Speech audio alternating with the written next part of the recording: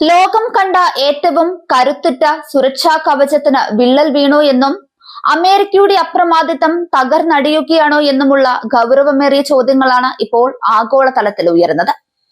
വൻ ശക്തിയായ അമേരിക്കയുടെ വ്യോമ പ്രതിരോധ സംവിധാനങ്ങൾ വലിയ പ്രതിസന്ധി നേരിടുന്നു എന്ന തരത്തിലുള്ള ഞെട്ടിക്കുന്ന വിവരങ്ങളാണ് പുറത്തുവരുന്നത്. അമേരിക്കൻ കോൺഗ്രസിന്റെ ഏറ്റവും പുതിയ റിപ്പോർട്ട് പ്രകാരം അമേരിക്കൻ വ്യോമ പ്രതിരോധ സംവിധാനത്തിന്റെ 1/3 നിലം പൊത്തിയിരിക്കുന്നു എന്നാണ് പുതിയ വിവരങ്ങൾ.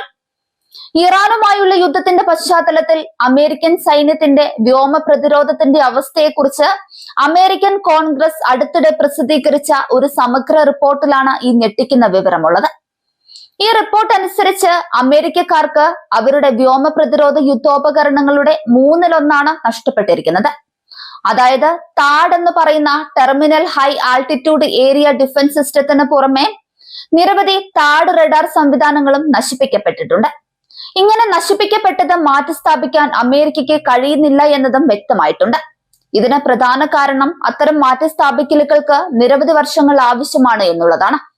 ഈ ഒരു അവസ്ഥ തെക്കൻ പേർഷ്യൻ ഗൾഫിലെ അമേരിക്കൻ സൈനിക താവളങ്ങൾക്ക് വലിയ സുരക്ഷാ ഭീഷണിയാണ് ഉയർത്തിയിരിക്കുന്നത്.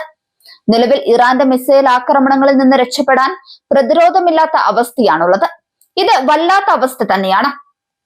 ഇതിനിടെ ഇസ്രയേലിലെ വ്യോമ പ്രതിരോധ സംവിധാനങ്ങൾ നിർവീര്യമാക്കിയ ഇറാൻ ഇപ്പോൾ ശത്രുക്കളുടെ പ്രതിരോധ സംവിധാനങ്ങൾ, മിസൈലുകൾ, റഡാറുകൾ എന്നിവ നിർമ്മിക്കുന്ന ഫാക്ടറികൾ നശിപ്പിക്കുന്നതിലാണ് പ്രധാനമായും ശ്രദ്ധ കേന്ദ്രീകരിച്ചിരിക്കുന്നത്. വ്യോമ പ്രതിരോധ സംവിധാനങ്ങൾ തകർന്നതോടെ കൂട്ടത്തോടെയാണ് ഇറാന്റെ മിസൈലുകൾ ഇപ്പോൾ ഇസ്രയേലിലും അമേരിക്കൻ താവളങ്ങളിലും വീണുകൊണ്ടിരിക്കുന്നത്. അമേരിക്ക പ്രഖ്യാപിച്ച വെടിനിർത്തലിനെ മുഖവിലക്കെടുക്കാതെയാണ് ഇറാൻ ആക്രമണം തുടരുന്നത് എന്നതും ശ്രദ്ധേയമാണ്. സമാധാന ചർച്ച നടക്കുമ്പോൾ തന്നെ ഇറാൻ പരമോന്നത നേതാവിനെ വധിച്ചതാണ് ഇറാന് അമേരിക്കയിലുള്ള വിശ്വാസം നഷ്ടപ്പെടാൻ കാരണമായിരിക്കുന്നത്. അമേരിക്ക ഇനി കരയുദ്ധത്തിന് വന്നാൽ നേരിടാനായി വലിയ ശവക്കുഴികളും അമേരിക്കൻ സൈനികർക്കായി ഇറാൻ റെഡിയാക്കി നിർത്തിയിട്ടുമുണ്ട്. അതേസമയം ആക്രമണം ഒരു വശത്ത് നടക്കുമ്പോൾ തന്നെ യുദ്ധക്കെടുതിക്ക് നഷ്ടം ഈടാക്കാനുള്ള ശ്രമവും ഇറാൻ ഇപ്പോൾ തുടങ്ങിയിട്ടുണ്ട്.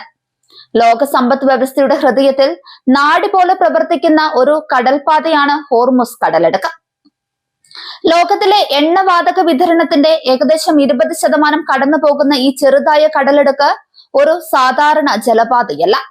ഇത് ആഗോള സാമ്പത്തിക ശക്തി സമവാക്യങ്ങളുടെ നിർണായക കേന്ദ്രമാണ്. ഇന്നത് വീണ്ടും ലോകത്തിന്റെ ശ്രദ്ധാകേന്ദ്രമായിരിക്കുന്നത് അവിടെ ഉയർന്നു വരുന്ന സംഘർഷങ്ങളും നിയന്ത്രണങ്ങളും കൊണ്ടാണ്. ഇറാൻ ഈ പാതയിൽ ഏർപ്പെടുത്തിയ നിയന്ത്രണങ്ങൾ ഒരു താൽക്കാലിക സൈനിക നീക്കം എന്നതിലുപരി ഒരു ദീർഘകാല ഭൗമ രാഷ്ട്രീയ തന്ത്രത്തിന്റെ ഭാഗമായാണ് പല നിരീക്ഷകരും കാണുന്നത്. പാശ്ചാത്യ രാജ്യങ്ങളുടെ ഉപരോധങ്ങളും സമ്മർദ്ദങ്ങളും നേരിടുന്ന സാഹചര്യത്തിൽ സ്വന്തം ഭൗമസ്ഥിതി ഒരു ആയുധമായി ഉപയോഗിക്കുന്ന രീതിയാണ് ഇറാൻ സ്വീകരിച്ചിരിക്കുന്നത്. കടലിടുക്കിലൂടെ കടന്നു പോകുന്ന കപ്പലുകളെ നിയന്ത്രിക്കുകയും അവർക്ക് സുരക്ഷ ഉറപ്പാക്കുന്നതിന്റെ പേരിൽ ഒരു തരത്തിലുള്ള ടോൾ ബൂത്ത് സംവിധാനം നടപ്പിലാക്കുകയും ചെയ്തതോടെ ഈ പ്രദേശം ഒരു സാമ്പത്തിക സമ്മർദ്ദ കേന്ദ്രമായി മാറിയിരിക്കുന്നു. ഈ സംവിധാനത്തിന്റെ പ്രവർത്തനം വളരെ കൃത്യവും സങ്കീർണവുമാണ്. കപ്പലുകൾക്ക് കടന്നു പോകാൻ മുൻകൂർ അനുമതി ആവശ്യമാണ്. അവരുടെ ചരക്ക്, യാത്രാമാർഗം, ജീവനക്കാരുടെ വിവരങ്ങൾ എന്നിവ പരിശോധിച്ച ശേഷമാണ് പ്രവേശനം അനുവദിക്കുന്നത്. ഈ പ്രക്രിയയിൽ ഇറാന്റെ ഇസ്ലാമിക് റവല്യൂഷണറി ഗാർഡ് കോർപ്സ് പ്രധാന പങ്ക് വഹിക്കുന്നുണ്ട്.